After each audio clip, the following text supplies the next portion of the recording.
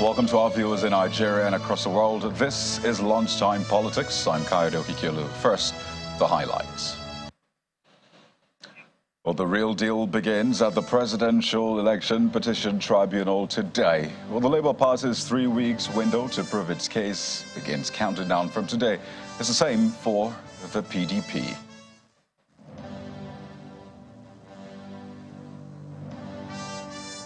A few queues and hike in the price of petrol herald President Bola Tinubu's first week in office as Nigerians find it difficult to get petrol. But the NNPC Limited, on its own, says it welcomes the decision to discontinue subsidy.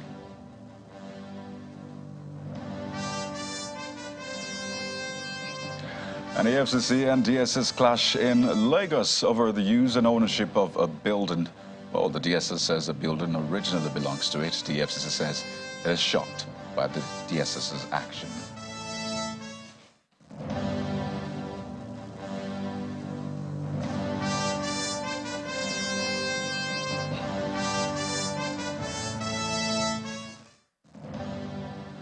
Well, the Presidential Election Petition Court is back after a 1 week plus break. Well, today, some new faces showed up in court. So one of them is Vice Presidential candidate of Labour Party in the 2023 presidential election, Yusuf Datti Ahmed, and of course a spokesperson for the Tinubu Shetima Presidential Campaign Council and the ex-Minister of State for Employment, Mr. Festus Keyamo. First up today was the petition of the Allied People's Movement, that's APM, against INEC, APC, and others, to which counsel to President Tinubu, Mr. Wole Olanipekun, contended against on the basis that the Supreme Court had laid to rest the sole issue which the petitioners are asking for. The counsel for APM on these grounds urged the court for an adjourned date to be able to look into the citizenship of a document and see how it affects their petition. The tribunal then adjourned to June the 2nd to give the petitioner time to acquire a certified true copy of a Supreme Court judgment, which was delivered on May the 26th, saying it lays to rest the controversies around the double nomination of Kashim Shettima. The court then moved swiftly into calling the first witness of the Labour Party. The Labour Party is expected to call just one witness today. The duration for each party, we understand, is 3 hours. As always, the party's presidential candidate, Mr. Peter Obi, is in court.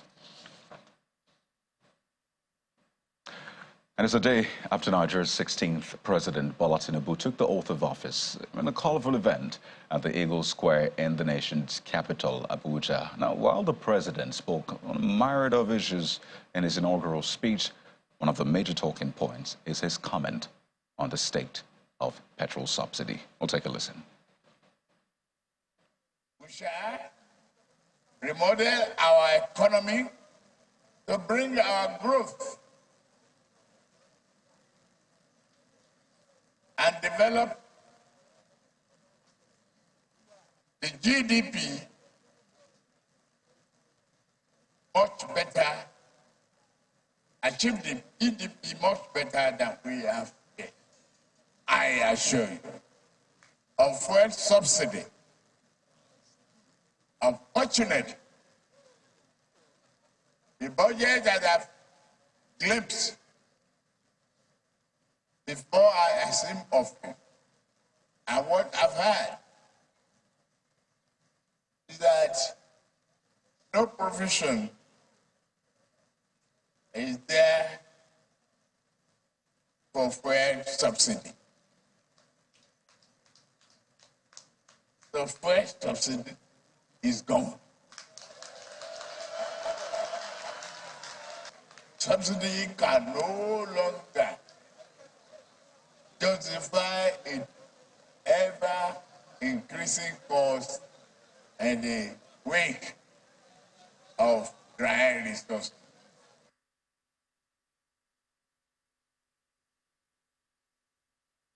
Well, not long after those words, yes, the event was colorful, but what took place on the streets of Nigeria wasn't colorful because fuel queues surfaced across parts of the country, from the nation's capital, Abuja, to Lagos and other states. while filling stations increased pump price. Well, in some states, there are reports that the prices have been hiked to between 184 naira, or rather from 184 to 700 naira. And eyewitnesses in Ebonyi say petrol was purchased for as much as 700 naira per litre, while it was about 600 naira for a litre in Plateau State.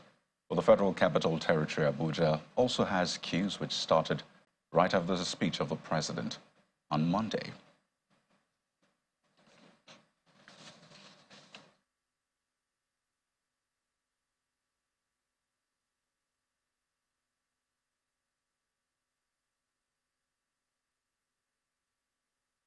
And all the NNPC Limited is given an assurance that the company has over 30 days of PMS or petrol storage and supply, while also appealing to Nigerians not to indulge in panic buying. According to the Group Chief Executive Officer of the NNPC, Mr. Mele Kyari, who welcomes a plan to discontinue subsidy, the company is also in discussion with the Nigerian Midstream and Downstream Petroleum Regulatory Authority, the NMDPRA, to develop a framework of implementation of the removal of a PMS subsidy as announced by the president.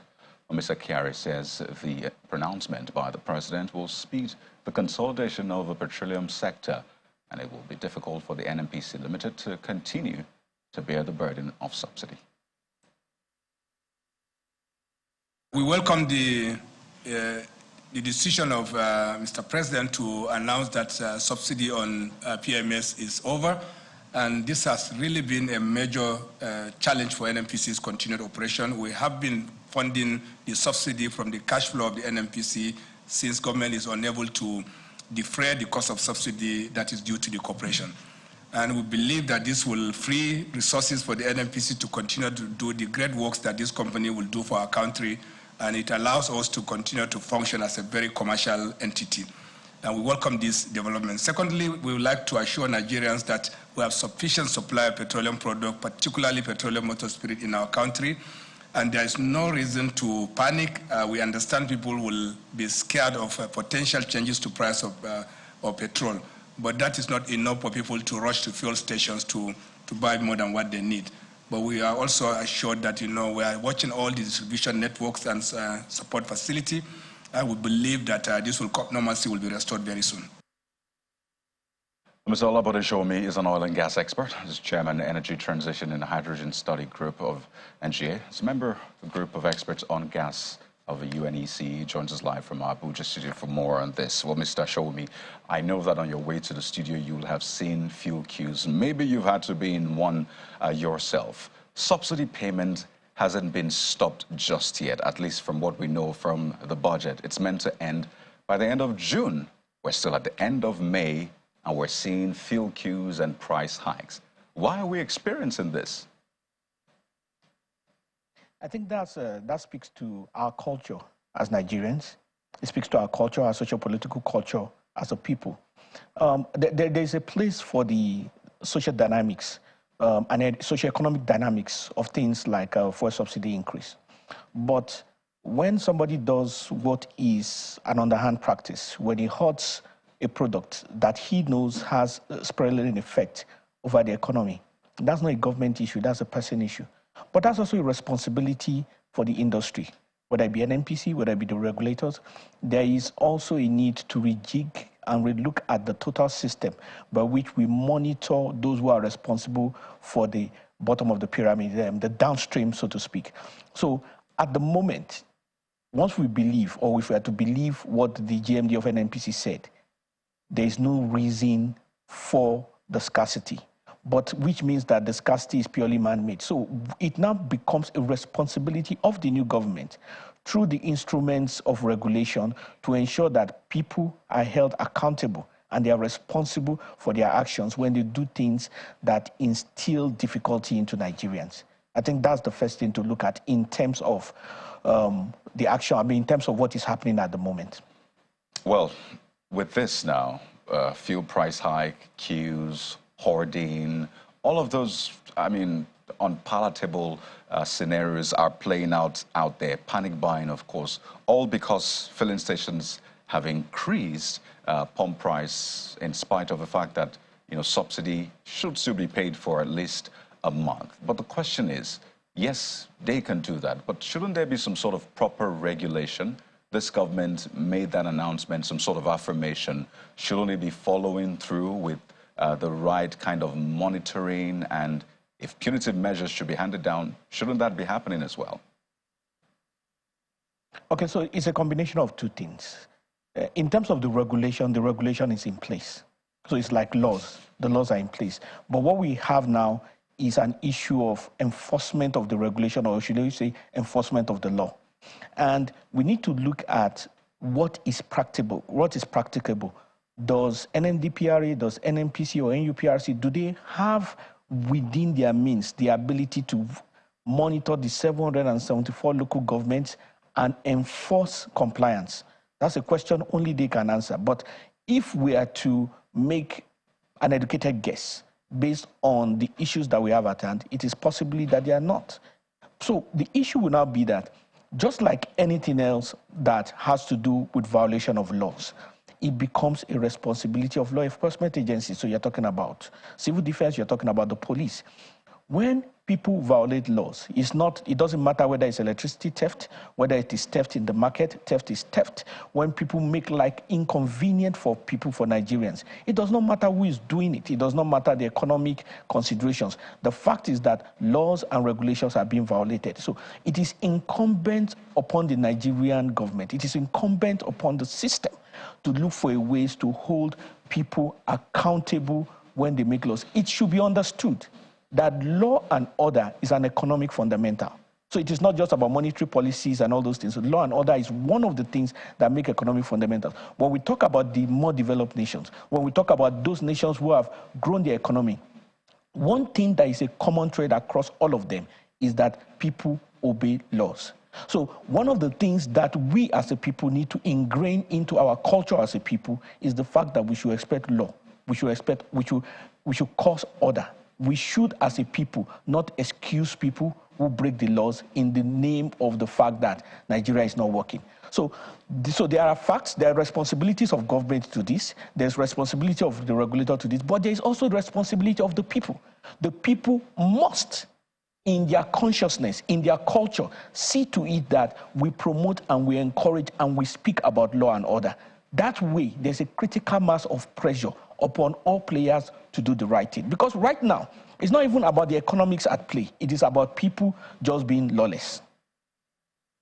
It's interesting you actually term this as law violation, and clearly the job is for the law enforcement agencies, the police. I recall the DSS had given an ultimatum at some point for filling stations during the past administration, that is, to start selling, else they will clamp down on them. So you wonder what is being done regarding that. Well, there's some news about the DSS, which we'll take much later. But as it stands right now, there are people in support of subsidy removal. There are people against it. You have Labour, for example, IPMAN, saying, we're not in support of this. Then you have the Manufacturers Association of Nigeria, the Chamber of Commerce, Industry, and the rest saying, well, we're for it. And I wonder what it will take to win Labour and IPMAN over, because the irony here is that this government at some point was against the removal of subsidy in 2012, but it will seem that it's being converted now. So can the government maybe take a cue from how it converted itself to now try to convince Labour, IPMAN, on this subsidy removal? Okay, the first thing is that it should be understood that subsidy as an economic principle is not bad. There are subsidies all over the world. There's meat subsidies in the US, agricultural subsidies. The key issue with the Nigerian subsidy, it is the way it is being implemented and the fact that it is hindering development. So we should understand that the first job of government and of governance is for the development of the people. Now, having said that, so we could go into a lot into why the subsidy is right or why the subsidy is wrong and the issues there, but that is not the issue for discussion. It's just to establish a principle that subsidy in and of itself is not wrong. It is the way our subsidy goes that is the issue. Now, Labour are probably never going to see to the logic behind subsidy removal. And it is primarily because that's the way they are structured to function in society. There is no logic that can convince a wife that she needs a second wife. It's just not possible.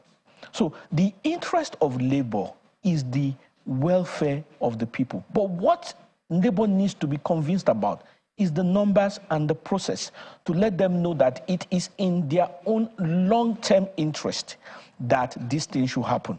You see, one of the issues with subsidy has been the way it's been implemented and has been the way the removal has been targeted. There is a lot of opaqueness to it. The figures are not clear and are not audited. So there needs to be transparency. And one of the things when you need to take people through a difficult process and a difficult moment is to ensure that there's a transparency to the process. The numbers need to be clear. And some of these numbers are international. Some of these numbers are easy to verify. I mean, PMS is a product of crude oil. The price of crude oil is international. The price of processing and refining crude oil is an international price. The price of transportation is international. So we need to have a systemic, clear, transparent process for which the subsidy is calculated. And then when the amount that is being calculated, I mean, the exact amount is being known, then it is easy for people to buy into it. Because the biggest challenge is trust for governance. Right. But you don't really need that much trust if you are transparent. So what is responsible on the regulator, the responsibility on NNPC, and the responsibility on the new government is to ensure that their process is transparent, the process for calculating it, and that to reduce the entry barriers such that virtually anybody who has certain kind of capacity can be somebody that can import fuel. That way, when there's competition, when there's transparency, the whole process is easy to go on with. So as it stands now, the NNPC Limited is still the sole importer. We have done investigations for months at the National Assembly, and we still don't know our daily consumption. So there's still questions about how or what it will take to actually ensure this transparency. And as you said, it is not rocket science. But as a next move, what do you expect from governments to counter this seeming chaos we're seeing out there? Well, many times when we don't analyze our issues well, as in the causative issues we look at highfalutin solutions. The solutions are very basic. If you look at a footballer, a good footballer is a master of the fundamentals. So there are certain fundamentals here. One of the fundamentals is law and order. Let people be disciplined, let them obey the rules, let them obey regulations. That's number one. The second issue here is about transparency. If you are going to take people through this very difficult process, because let us make no mistake about it, it is a difficult and a challenging process, that there must of necessity be greater transparency, more than that has ever happened before, on the part of governance. And then that way, everybody gets to do their work, and people don't start to feel that this sacrifice that people are making is going into somebody's pocket. Those two fundamentals need to be in place, and then the rest we can start to solve by hard work. Mr. Olabode Shomi, oil and gas expert, chairman, energy transition and hydrogen study group of NG, member group of experts on gas of UNEC. Thank you so much for your insights on the program this afternoon. Thank you. It's always a pleasure. Indeed. We'll go on a break now. When we return, the president also spoke about security, plus the impasse between the EFCC and the DSS. It's not pleasant at all. That's at the moment. Stay with us.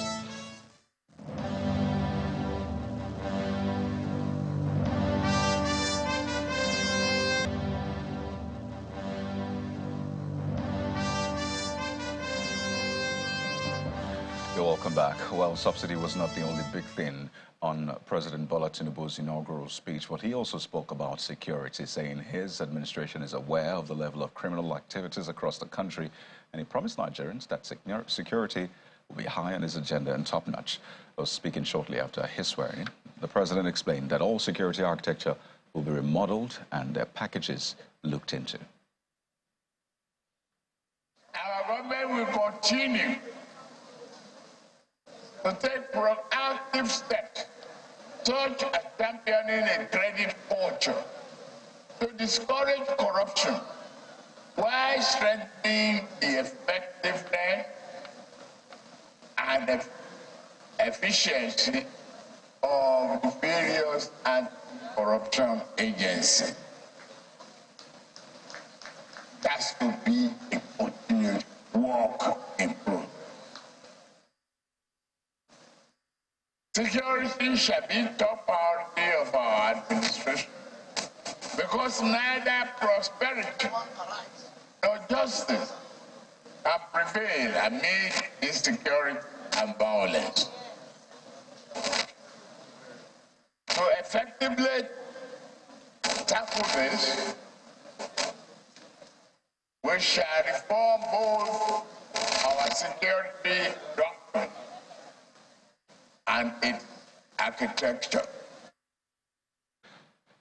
Well, it's a rather unpleasant situation playing out between the officials of the Department of State Service, that's the DSS, and Economic and Financial Crimes Commission, EFCC, following the taking over of the EFCC Lagos office by the DSS.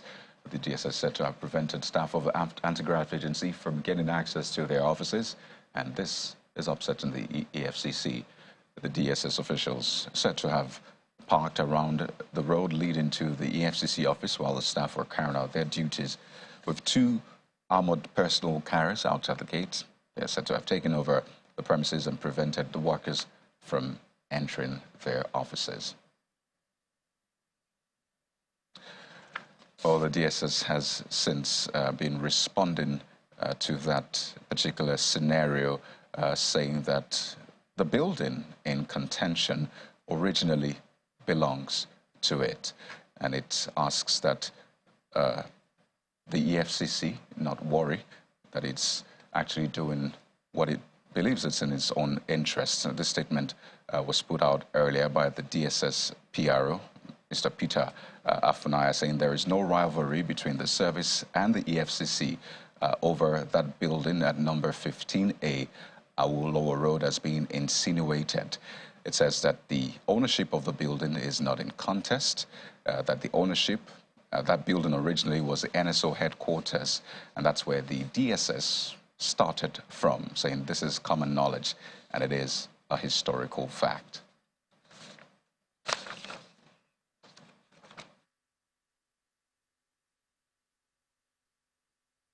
Well, that's a developing story, clearly intriguing, and we'll stay with that to give you more updates. It's a scenario playing out right here in Lagos. But there's still more on the inauguration across states now, as 10 governors have been sworn in southern Nigeria, either for their first or second term in office. All the governors announced their programs, which centered around improving the economies of their states and improving the welfare of the citizens.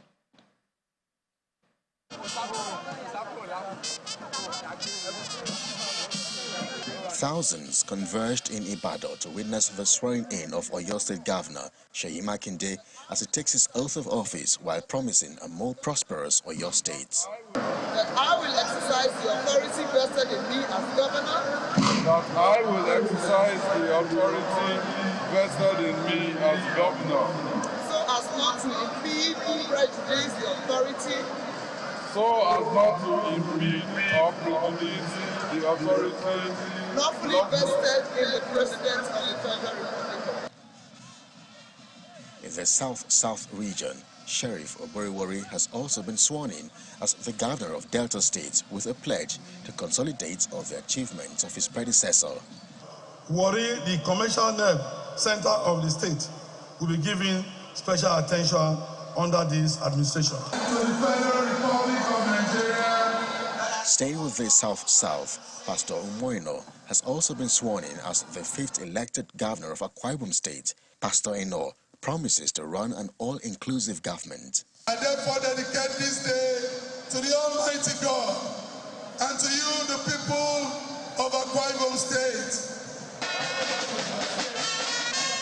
In neighboring Cross River State, Senator Basio II is sworn in as the 6th civilian governor of the state by the state chief judge, Justice Akon Ikpeme. The swearing-in ceremony took place at the UJ Swenin Stadium, Calabar. So, ladies and gentlemen, I join politics to provide service to humanity and nothing more.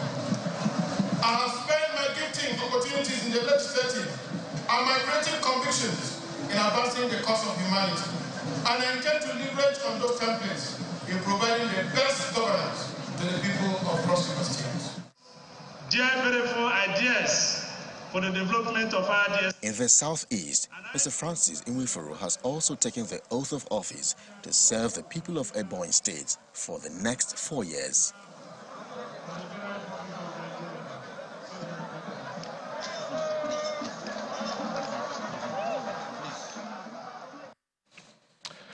Well, there you have it, a snippet of what played out across the country yesterday, particularly at this state. And that's been the program. The job has now begun for all the state executives and the president themselves. I will definitely be here to bring you the main issues as they unfold. By the way, you can catch up on all of the biggest stories on our website, channelstv.com. I'm Kayode Okikelu. Goodbye.